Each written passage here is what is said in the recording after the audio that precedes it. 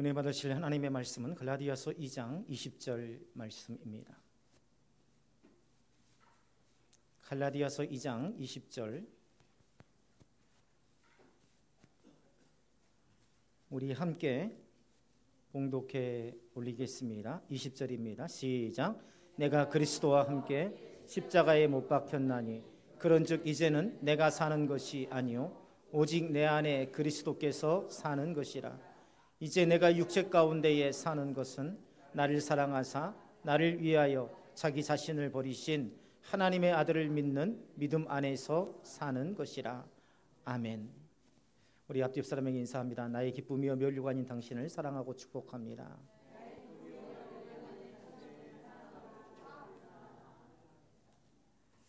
어느 날 신학교의 교수님이 수업 시간에 학생들에게 한 가지 질문을 던졌습니다. 여러분, 예수님은 여러분의 삶에 어떤 분입니까? 중심입니까? 아니면 주변입니까? 한 제자가 대답했습니다. 예수님은 제 삶에 매우 중요한 분입니다. 늘 의지하고 힘들 때 기도하고 도움을 구합니다. 교수는 끄덕이면서 다시 물었습니다. 그렇다면 예수님이 당신의 삶의 중심입니까? 아니면 당신이 중심이고 예수님은 필요할 때에 불러오는 그런 분입니까? 제자는 아무 말도 하지 못했습니다. 교수는 칠판에 두 개의 원을 그렸습니다.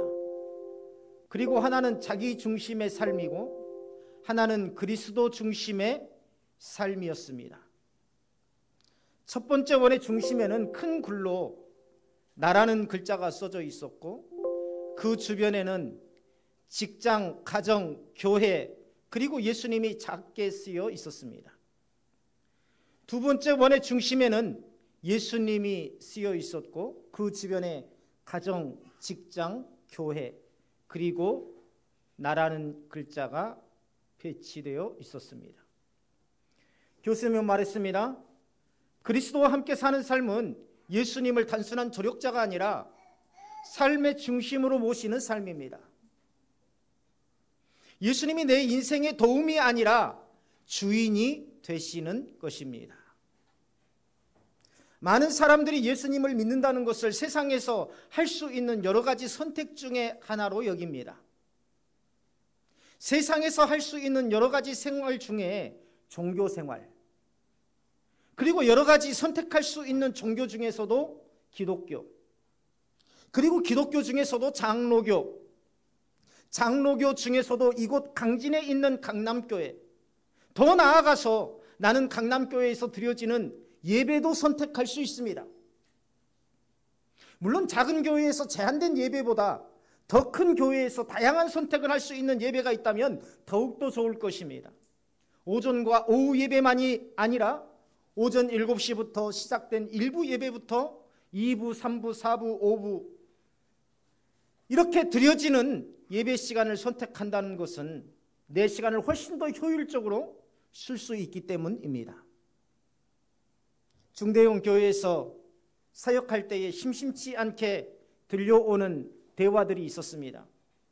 아, 권사님 오늘 어디 가세요? 오늘따라 유난히 예쁘시네요. 아, 집사님 나 오늘 고등학교 동창들 모임이 있어서 먼저 가요. 아, 예배는요? 아, 오늘 모임이 있어서 아침 일찍 미리서 일부 예배 드렸어요. 우리의 믿음은 이미 하나님을 떠나 있습니다.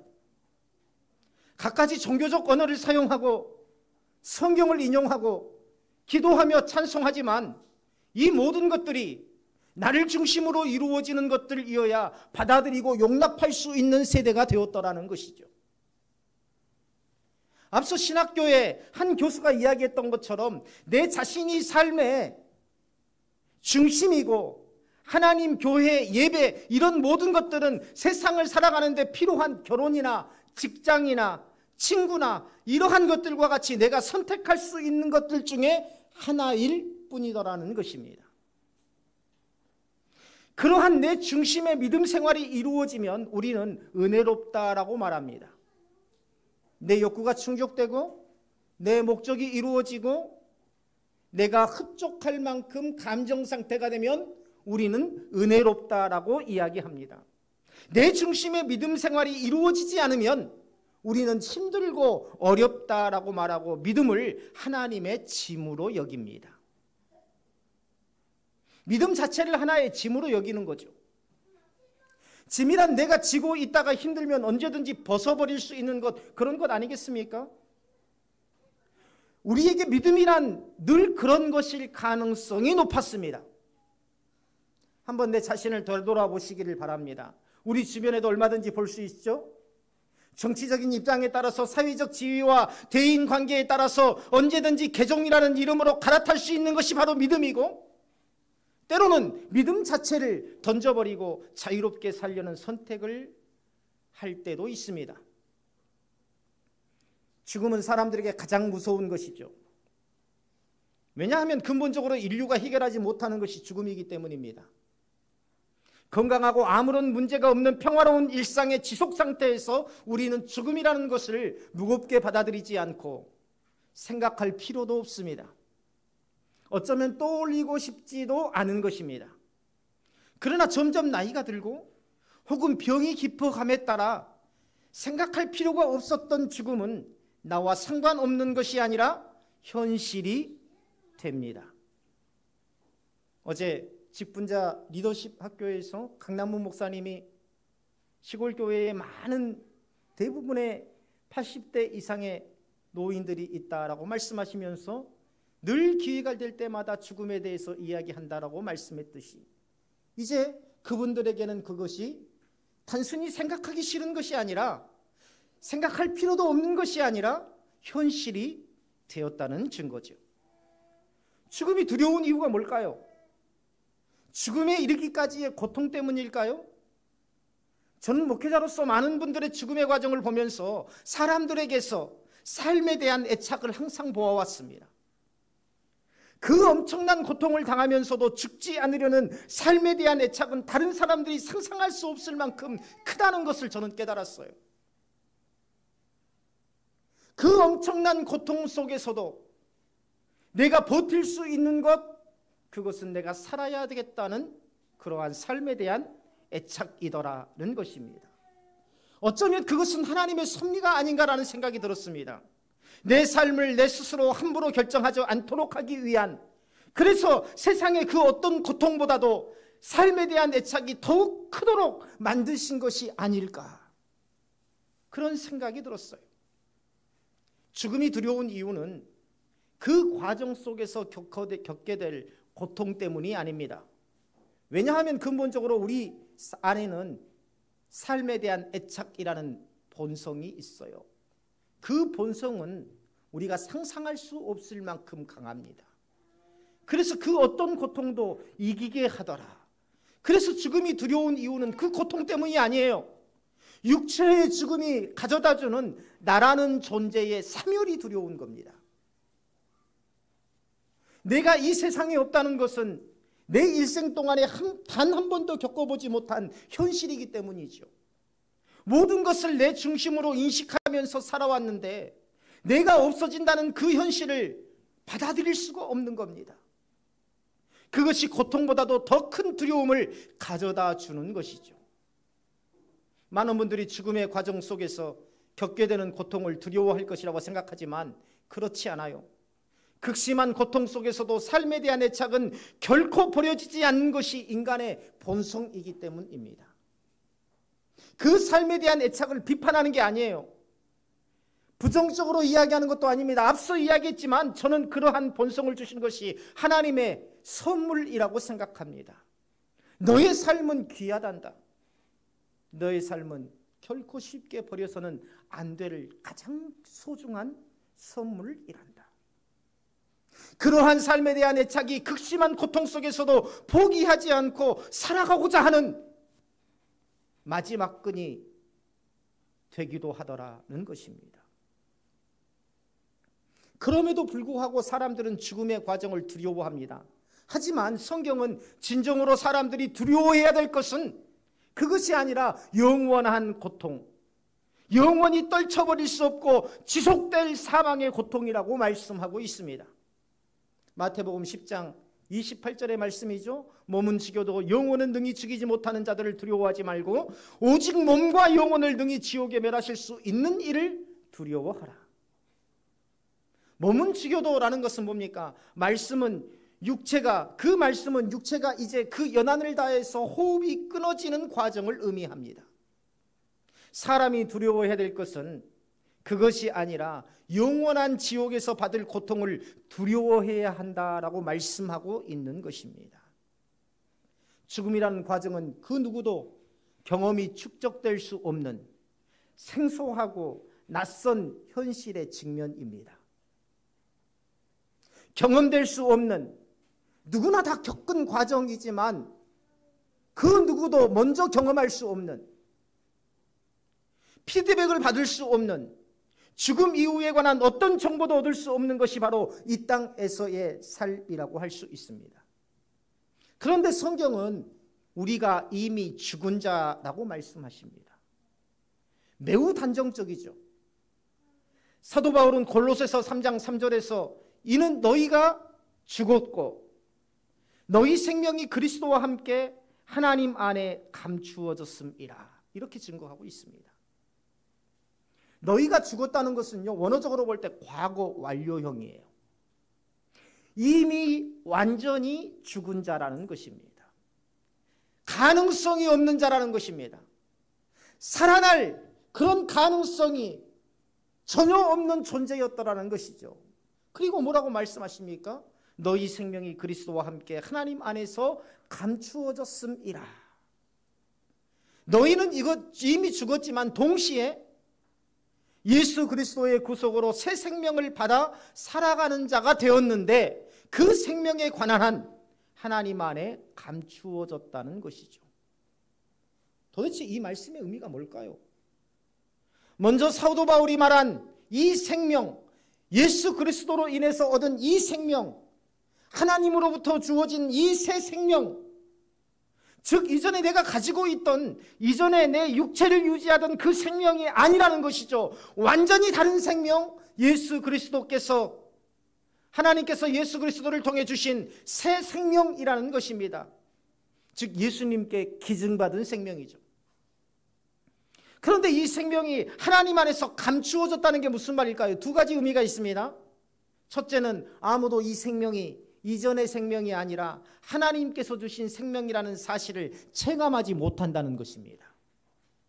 나는 여전히 살아있는데 믿기 전이나 안 믿은 후나 나는 여전히 숨쉬고 나는 밥 먹고 나는 잠자고 나는 그렇게 생활하고 있는데 내가 뭐가 달라졌다는 것이지? 이게 바로 하나님 안에서 그 생명이 감추어졌다는 의미입니다. 전혀 체감하지 못해요. 구원받은 우리조차 내가 새 생명을 부여받았고 그 새 생명으로 살아가고 있다는 것을 깨닫지 못한다는 것이죠. 어쩌면 육체를 입은 사람의 한계일 수도 있습니다. 술을 좋아했던 사람이 간경화로 더 이상 살 수 없게 되었어요.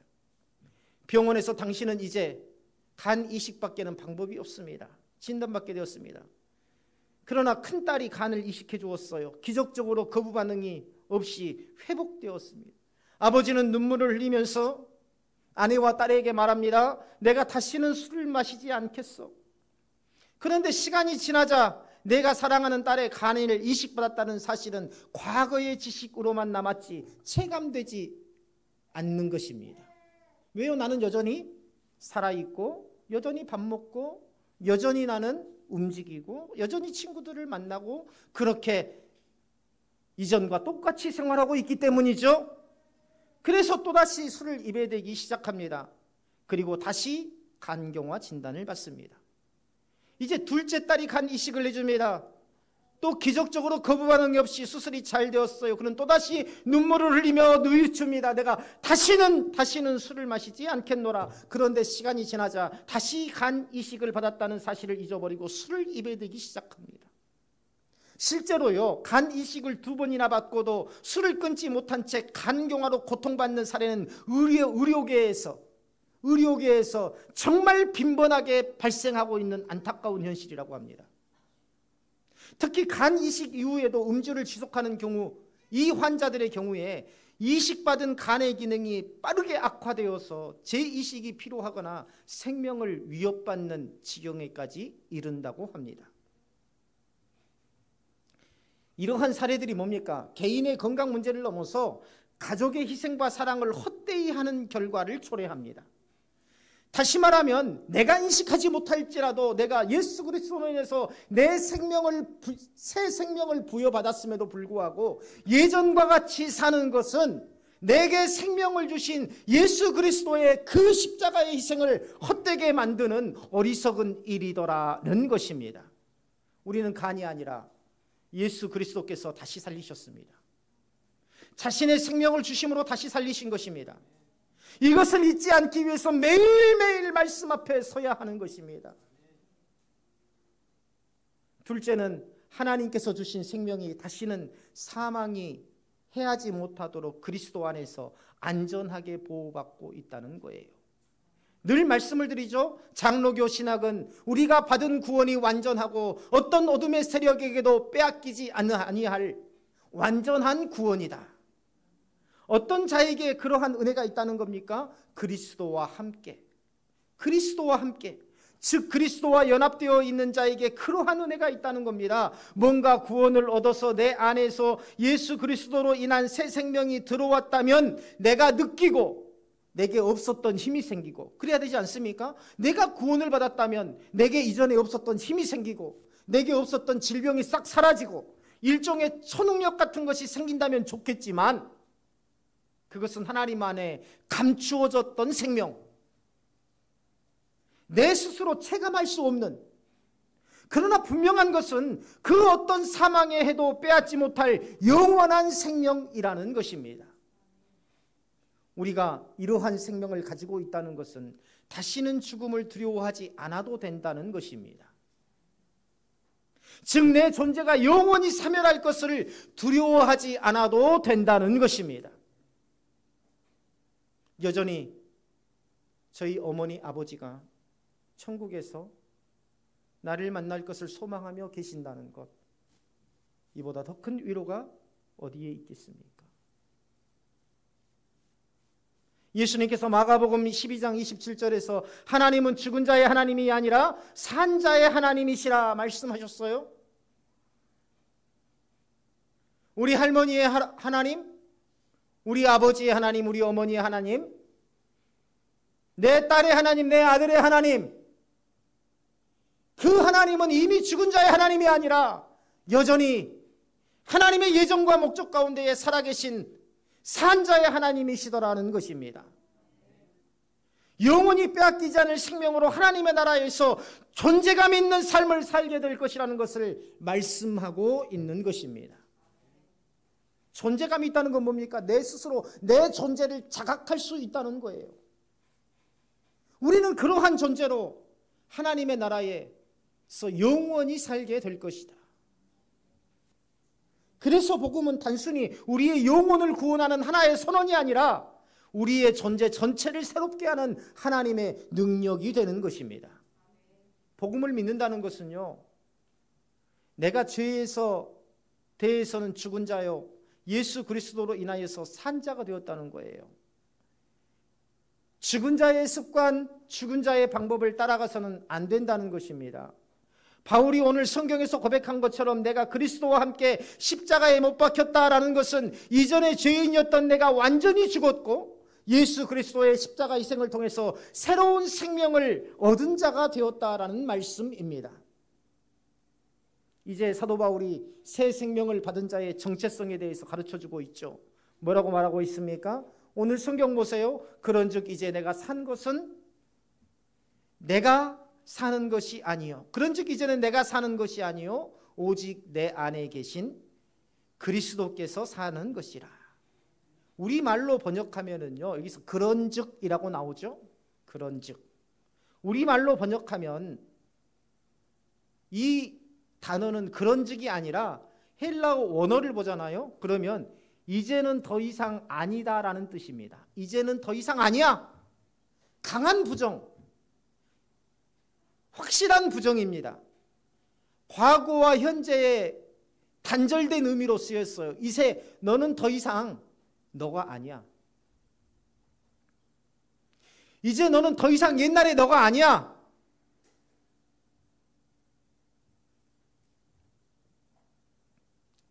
헬라어로 오게티라는 말인데요, 원어의 의미를 살려서 번역해 보면 이렇습니다. 당신은 더 이상 살아있는 자라고 말할 수 없습니다.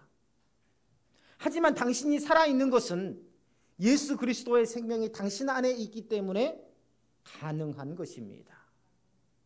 간을 이식받았으면 그 간으로 인해서 다시는 고통받지 않도록, 자신만 고통받은 게 아니잖아요. 그렇지 않습니까? 가족 모두가 고통받았잖아요. 그러면 그 간을 소중하게 여겨야죠. 예전과 똑같이 살아가면 안 되죠.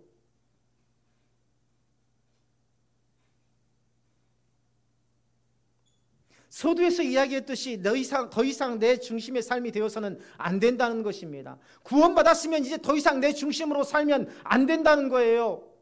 내가 선택할 수 있어? 내가 이 교회를 선택했으니? 내가 다른 선택도 할 수 있어? 내가 예배 시간도 선택할 수 있어? 나는 얼마든지 내가 좋은 내 마음대로 할 수 있는 사람이야? 그렇게 살지 않아야 된다는 거예요. 사도 바울이 말하는 게 바로 그겁니다. 앞서 말했던 신학교수의 입을 빌려서 말해본다면 당신의 생명은 당신 것이 아니라 예수님의 것입니다. 그러므로 당신의 삶의 중심은 항상 예수님이어야 합니다. 사도 바울은 이어서 말하죠. 이제 내가 육체 가운데 사는 것은 나를 사랑하사 나를 위하여 자기 자신을 버리신 하나님의 아들을 믿는 믿음 안에서 사는 것이라. 여기에서 이제 내가 육체 가운데 사는 것이라는 말의 의미를 잘 깨달아야 됩니다. 이제 내가 육체 가운데 사는 것은 이 땅 위에 사는 지금부터의 삶은 이라는 의미입니다. 내가 예수 믿고 난 후에 지금부터 내가 살아가는 이 땅 위에서의 삶은 바로 그런 의미예요. 지금부터 내 삶의 중심은 예수 그리스도이시다. 우리 한번 같이 고백해 볼까요? 지금부터 내 삶의 중심은 예수 그리스도이시다. 이것이 바로 사도 바울의 선언입니다. 오늘 본문에서 사도 바울이 선언하고자 하는 말씀의 핵심이 바로 이겁니다. 지금부터 내 삶의 중심은 예수 그리스도이시다. 지금부터 당신의 삶의 중심은 예수 그리스도여야 합니다. 이것이 바로 사도 바울의 권면이에요. 그렇게 하지 않으면 안 된다는 것입니다. 나를 사랑하사 나를 위하여 자기 자신을 버리신 하나님의 아들을 믿는 믿음 안에서 사는 것이라. 우리가 너무도 익숙한 말씀 아닙니까? 나를 사랑하사 자기 몸 버리신 예수 위에 산 것이라. 믿음 안에서 사는 것이라. 이 말씀은요, 믿음의 본체이신 예수 그리스도 안에서 사는 것이 구원받은 우리 삶의 본질이라는 것입니다. 감정을 따라가지 마세요. 형편을 따라가지 마세요. 믿음으로 선포하며 예수 그리스도의 이름으로 승리의 길을 과감하게 걸으시기를 주님의 이름으로 축원합니다. 로마서 6장 11절에서도 이와 같이 너희도 너희 자신의 죄에 대하여서 죽은 자요 그리스도 예수 안에서 하나님께 대하여는 살아있는 자로 여길지어다. 우리는 살아있습니다. 누구로 인해서? 예수 그리스도로 인해서. 어떤 사망의 위험도, 어떤 사망의 그러한 세력도 우리의 삶을 침범하지 못한다는 것을 오늘 말씀을 통해서 확신하시기를 바랍니다. 그런데 우리 삶의 오류가 도대체 어디서 나오는 걸까요? 우리 삶의 오류가, 우리 삶의 많은 문제들이 어디서 나오는 것일 걸까요? 내 삶이 내 것이라고 생각하고 내 중심으로 생각하는 것에서부터 옵니다. 어제 강남 목사님이 그런 말씀하셨어요. 저는 그 말씀이 와닿더라고요. 모든 것들을 내려놓고 하나님께 맡기다 보니까 기도가 간단해지더라. 예전에는 하나님 내 문제, 하나님 내 가정 문제, 내 재정 문제, 하나님 내 학교 문제, 진로 문제 끝없이 기도했는데 이제는 기도가 간단해지더라. 하나님의 뜻대로 하옵소서.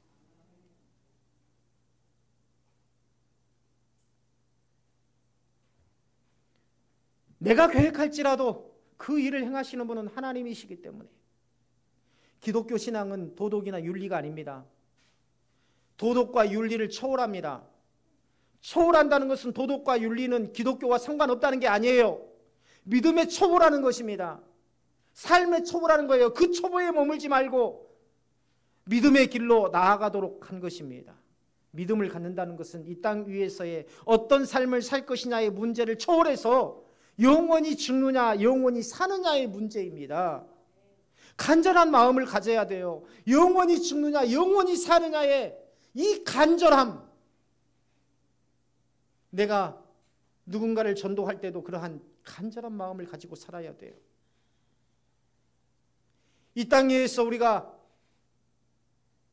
배우자 중에 한 사람이 병을 들어서 들어 누워도 가정이 힘들고 어려운데 누군가 영원히 죽어서 고통받는다고 생각해 보세요. 그게 없다고 생각하면 마음이 편하죠. 근데 성경은 분명히 있다고 말씀하십니다. 이것이 절박하지 않아요. 그런데 절박할 때가 있습니다. 언제일까요? 누구나 정말 처절하게 절박할 때가 딱 한 번 와요. 언제입니까? 이 땅 위에서 입고 살던 육체를 벗을 때쯤에. 그때는 더 이상 이상이 아니라 현실이 됩니다. 현실이 될 때야 절박해져요. 항상 바쁘게 사는 사람들이 있어요. 바쁘지 않는데 항상 바쁘게 사는 사람들이 있어요. 언제입니까? 언제 그래요? 왜 그렇습니까? 항상 닥쳐서 해요. 닥쳐서 하니까 정신이 없어요. 이거 닥치면 또 하고, 이거 닥치면 또 하고, 이거 닥치면 또 하고.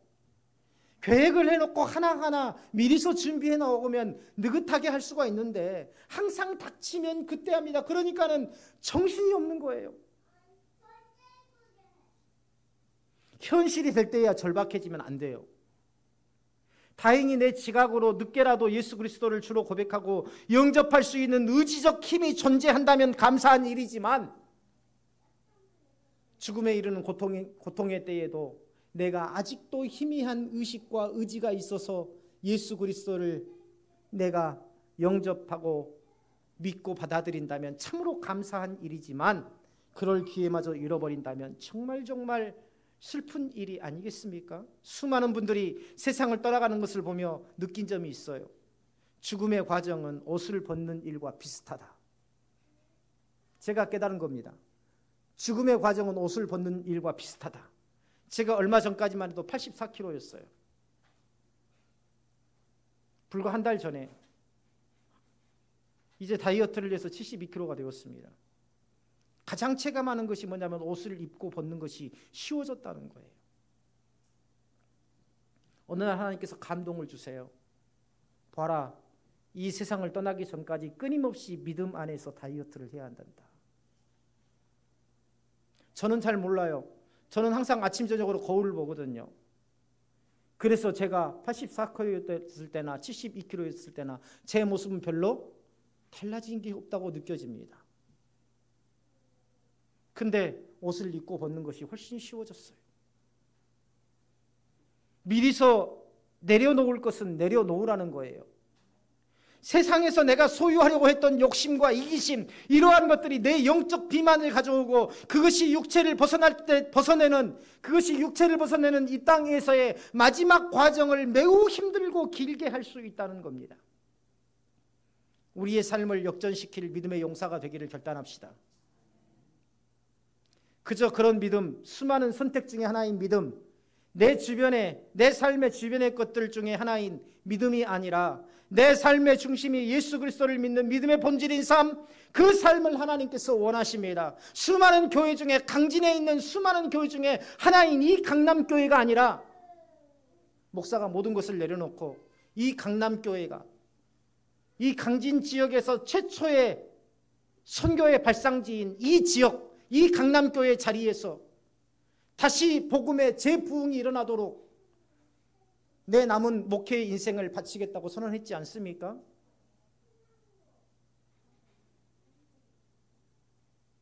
동역이라는 것은요, 동질감을 갖는 겁니다. 동역은 동질감을 갖는 거예요. 가장 먼저 동질감이 있어야 됩니다. 그래서 동역은 그래요, 끄덕끄덕 당신의 말이 맞는 것 같아요. 공감이 됩니다. 공감. 그건 아니에요. 그렇게 하면 안 돼요. 이것은 벌써 동역에서 어긋나고 있는 거죠. 내가 이 교회 공동체를 단순히 내 삶을, 마지막 삶을 살아가는 어떤 그러한 삶의 기반으로 삼는 것이 아니라 정말 간절한 마음으로 이 땅 위에 정말 형식적인 종교적인 기독교가 아니라 예수 그리스도의 그 몸된 교회로서의 그 사명을 감당하는 교회로 다시 재부흥의 역사를 일으키는 그런 교회로 세워가기자 결단했다면 우리 사랑하는 모든 동역자들이 그러한 믿음에 동참하도록 힘써야 되는 것, 이게 바로 동역의 시작입니다. 바꿀 수 있는 용기, 확신하며 나아갈 수 있는 용기, 리더십에 관한 정석이라고 할 수 있는 존 맥스웰의 리더십 불변의 법칙이라는 책이 있습니다. 거의 리더십 분야에는 독보적인 책이죠. 리더십 불변의 법칙. 존 맥스웰 하면은 신학생들뿐만 아니라 일반 회사원들도 리더십의 정석책으로 즐겨 읽는 책 중에 하나죠. 책을 보면 사람들이 리더를 따르는 이유 중에 하나가 용기라고 합니다. 용기. 내가 알고 있는 것을 소신 있게 말할 수 있는 용기, 자신감을 가지고 말할 수 있는 용기, 내가 믿음이 없지만 힘을 부어주실 줄을 믿고 할 수 있는 용기, 이것이 리더십의 본질이고 모든 사람들을 따르게 하는 힘이라. 그런 의미에서 보면 우리 다음 세대들은요, 정말 리더로 잘 세워져 가고 있는 거예요. 찬양할 때 앞에 나와가지고 다 함께 찬양하는 것, 이 자체가 벌써 리더자로 세워진 겁니다. 세워져 가고 있는 게 아니라 리더로서 가장 중요한 자질이 이미 세워진 줄로 믿으시기를 바랍니다. 이 용기를 사회적 관점에서 보면 먼저 나아가는 것입니다. 먼저 나아가는 것. 누구 눈치 보고 나아가지 말고, 찬양할 때도 누구 눈치 보고 손들지 말고 성령께서 인도해 주시는 대로 손을 들면 됩니다. 아멘 할 때에도 누구 눈치 보면서 누가 아멘 하더라니까 나도 한번 해보고, 난 부끄러우니까 안 할 거야, 이게 아니라 내가 먼저 나아갈 수 있는 용기, 내가 하겠습니다, 내가 해볼게요, 할 수 있는 이러한 용기. 여보, 교회 갑시다. 친구야, 예수 믿자. 말할 수 있는 용기, 이게 바로 리더라는 겁니다. 존 맥스웰이 말하는 리더의 본질이래요. 먼저 나아가는 것. 물론 존 맥스웰이 주장하는 리더의 조건에는 여러 가지가 있어요. 역량, 구성원들에 대한 존중, 어려움을 이겨내는 능력, 성공. 여기서 성공이라는 것은 근본적인 성공이 아니라 끊임없이 따르는 사람들이 실족하지 않고 나아갈 수 있는 단기적인 성취를 통한 동기부여를 말합니다. 그러나 이러한 것들이 아무리 많다 해도, 내게 능력이 아무리 많다 해도 앞에 설 수 없는 용기가 없다면 그 능력이 무슨 소용이 있겠습니까? 용기가 없는 리더는 아무것도 할 수 없다는 것이 존 맥스웰의 주장입니다. 용기라는 단어는요, 정의와 진리를 포함하고 있어요. 정의와 진리가 결여된 것을 용기라고 말할 수 없기 때문입니다. 그래서 우리가 용기를 가지면서 동시에 하나님의 말씀을 매일매일 묵상해야 된다. 하나님의 사람의 시선을 의식하는 믿음은 곧 외식으로 이어집니다. 제가요, 예배 시간에 다 화장실도 가시고 물도 드시러 가시고, 어쩔 때는 설교할 때 굉장히 산만하게 느껴져요. 말하지 않습니다. 어쩔 때는 매일매일 묵상, 우리 교회의 목회 본질 자체가 목회의 중심이 묵상 아닙니까? 개인의 묵상. 내가 중직자는요, 저는 그런 교회에서, 중형교회에서 사역을 해왔습니다. 중직자들은 모두 매일 성경 제출하세요. 주일마다. 담임 목사님이 당회에 앉아가지고 중직자들 전부 다 확인합니다. 안 하잖아요? 아무개 권사님, 왜 매일 묵상 안 합니까? 아주 대놓고 예배 드리면서 막 목사님이 뭐라고 하세요. 제가 안 하는 이유가 있어요. 그렇게 자유로움을 드린 게 아니에요. 자유로움을 드린 게 아니라 뭐냐면 사람의 눈을 의식하지 않고 하나님 중심에서 참된 예배자가 되라는 것입니다.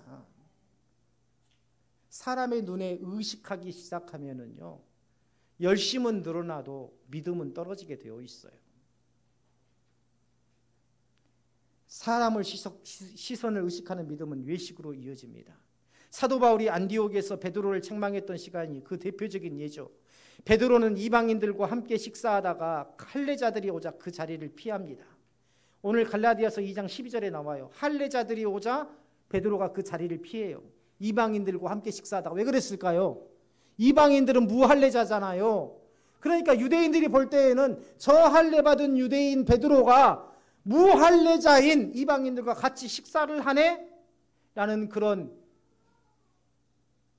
말을 듣기 싫으니까 피한 겁니다. 사람의 눈을 의식했기 때문에 그래요. 베드로가 두려워한 것은 하나님의 말씀이 아니라 사람들의 평가와 시선이었습니다. 이제 우리가 믿을 만큼 믿었잖아요. 연수로 볼 때에. 그렇잖아요. 더 이상 사람의 시선을 의식하면서 믿으시겠습니까? 하나님 앞에 온전히 내 자신을 드릴 줄 아는 그러한 믿음이 되시기를 바랍니다.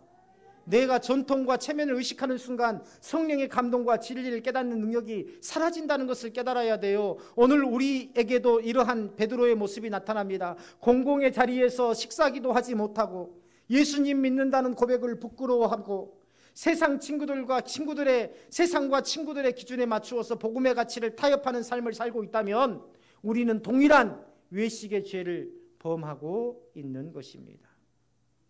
외식은요, 그 자체로 예수 그리스도를 내 삶의 중심에서 밀어내고 내가 그 중심으로 들어가는 거예요. 무슨 말이냐? 믿음의 왜곡이 일어난다는 거예요. 더 구체적으로 말하면 뭡니까? 사도 바울이 왜 베드로를 책망했을까요? 같은 사도인데, 같은 동역자인데. 그렇죠? 사도 바울이 선생이 아니잖아요. 베드로의 선생님이 아니잖아요. 베드로가 사도 바울의 제자가 아니잖아요. 그런데 사람들이 많은 곳에서 베드로를 책망했어요. 왜 그렇습니까? 복음의 본질을 왜곡하는 심각한 문제이기 때문입니다. 모든 사람들이 믿음의 본질을 왜곡되게 바라보게 하는 원인을 제공했기 때문이더라. 권사님 보니까 나도 그렇게 해도 될 것 같아. 장로님 보니까 나도 그렇게 해도 될 것 같아. 목사님도 그렇게 하시는데 뭐 나라고 못하겠어? 이게 바로 복음의 왜곡입니다. 우리가요, 정신 바짝 차리고 신앙생활을 해야 됩니다. 왜 자녀들이 무더기도 넘어집니까? 아빠 신앙생활 하는 거 보니까, 엄마 신앙생활 하는 거 보니까 뭐 별거 아니야 그거. 그래서 무너지는 겁니다. 그래서 무너지는 거예요. 사도 바울이 갈라디아서 2장 14절에서 뭐라고 합니까? 우리 마지막으로 한번 다 같이 한번 읽어볼까요? 2장 14절. 자, 다 같이 한번 읽어볼까요? 2장 14절입니다. 시작.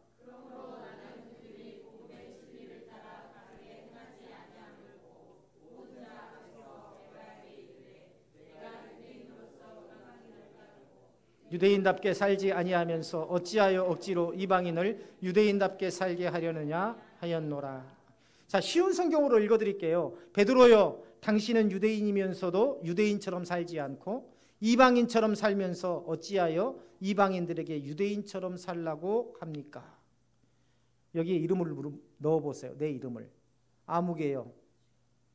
저는 안병찬이니까 병찬아, 너는 그리스도인이면서 그리스도인처럼 살지 않고 세상 사람처럼 살면서 어찌하여 세상 사람들에게 그리스도인처럼 살라고 하냐?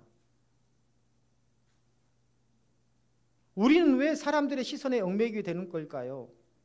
복음보다 사람의 인정을 더 구하기 때문입니다. 복음을 믿는다는 것은 세상의 가치 기준과 충돌을 일으킬 수밖에 없어요. 세상은 자기 의를 추구하고 자기의 체면과 이익을 위하여 살아가도록 부추깁니다. 그러나 복음은 나의 의를 버리고 그리스도의 의를 붙드는 것입니다. 그리스도와 함께 십자가에 못 박혔다는 고백은요, 더 이상 내가 나 자신의 영광을 추구하지 않는다는 선포입니다. 예수님께서 내 안에 사시고 내 안의 모든 삶의 주도권이 예수님께 있다는 것을 인정하는 참된 신앙이 되시기를. 처음 이 교회에 부임했을 때 맨 처음 시작한 일이 교회 마당에 수북히 자라있는 잡초들을 걷어내는 일이었습니다. 잡초들을 뽑아내다 보니까 뿌리가 깊어서 잘 뽑히지 않아요. 그래서 호미를 가져다가 파내기 시작했습니다. 호미를 가지고 잡초를 캐내다 보니까 잡초와 흙에 가려져 있던 보이지 않았던 돌들이 곳곳에 박혀 있는 거예요. 그래서 호미로 돌을 캐내다 보니까 캐질 리가 있겠습니까? 그래서 곡괭이를 갖다가 캐내기 시작했습니다. 흙 위로 드러난 것은 아주 작은 돌멩이 같았는데요, 흙 속에 커다랗게 자리 잡고 있던 바위 같은 것들은 곡괭이로도 잘 꺼내지지 않았습니다. 내 속에 있는 잡초를 뽑아내지 않으면 아무것도 잘할 수 없습니다. 내 속에 있는 커다란 돌들을 꺼내지 않으면 그 돌에 걸려 넘어져서 누구든지 상처를 입을 수 있습니다. 내 중심으로 산다는 것이 바로 평온하게 보이시지만, 내 자신한테는 평온함을 줄지를 모르지만, 내 자신에게는 기쁨과 내 자신만의 만족을 줄지를 모르지만 내 삶 전체에 무성한 잡초와 큰 돌을 품고 사는 것과 같더라는 거예요. 이곳 강진 강남교회가 내가 잠시 거쳐갈 곳이라고 생각했다면 왜 이 넓은 땅 곳곳에 박혀있는 돌들을 힘들게 다 캐내고 정원을 갖고 있겠습니까? 우리도 마찬가지예요. 이 강남교회로 보내신 분이 하나님이시고 하나님의 뜻이라고 생각하며 내가 잠시 머물다 갈 곳이라고 생각한다면 내 중심을 뽑아내야 됩니다. 그래야 이 교회 공동체가 아름답게 가꾸어질 수 있어요. 잡초를 뽑아내며 돌을 캐내며 수없이 내 속에 자리 잡고 있는 내 욕심이라는 잡초, 내 속에 깊이 뿌리 박혀 있는 내 중심이라는 돌들이 있다는 것을 깨달았습니다. 이것들을 뽑아내고 캐내지 않으면 내 삶에 그 무엇도 잘할 수 없다는 것, 열매 맺을 수도 없다는 것. 저는요, 빈자리를 보면서, 아직 채워지지 않는 자리들을 보면서, 어떤 분들은 그래도 장로님과 권사님 두 분만 계셨는데 참 교회가 많이 부흥했습니다 라고 이야기합니다. 근데 저는요, 아직도 이 빈자리를 보면서 저는 회개합니다. 무엇을 회개합니까? 아직도 내 마음속에 뽑히지 않는 잡초들과 돌들이 아직도 많구나. 왜요? 아직도 듬성듬성 자라지 않는, 꽃들이 자라지 않는, 나무들이 자라지 않는 그런 곳이 있기 때문입니다. 예수님 중심으로 삶을 바꾸어 갑시다. 오늘 2장 20절의 말씀, 내가 산 것은 이제는 내가 사는 것이 아니요 오직 내 안에 그리스도께서 사는 것이라. 주님의 사랑에 비친 자로서 그 사랑을 따라가는 발걸음이 되어서 이 세상의 시선이 아니라 예수님의 시선을 따라가는 삶, 그 삶이 바로 그리스도와 함께 사는 삶, 사랑하는 동역자들의 삶이 되시기를 주님의 이름으로 축원합니다.